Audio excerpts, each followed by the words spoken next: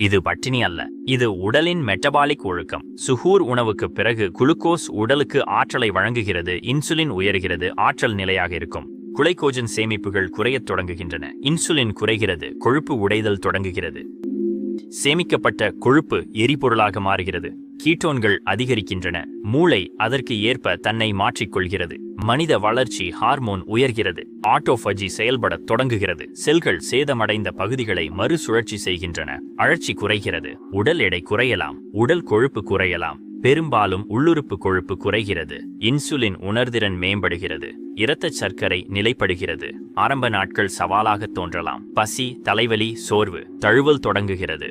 ஆற்றல் மேலும் நிலையாக தொடரும். மனத்தெளிவு இன்னும் கொஞ்சம் மேம்படலாம், மன அழுத்த குறியீடுகள் குறையக்கூடும், மனநிலை பெரும்பாலும் மேலும் மேம்படக்கூடும், செரிமான அமைப்புக்கு சிறிது கூடுதல் ஓய்வு கிடைக்கும், அழற்சி சுமை இன்னும் மேலும் குறையும், குடல் ஒழுங்குபாடு கூடுதல் அளவில் மேம்படக்கூடும். ரமலான் நோன்பு என்பது ஒழுங்கமைந்த கட்டுப்பாடு ஆகும். அது மாற்றுச் சக்தியை பயிற்சியளிக்கிறது, அது ஒழுக்கத்தையும் பயிற்சியளிக்கிறது, உடலும் மனமும் மேலும் ஒழுக்கப்படுகின்றன.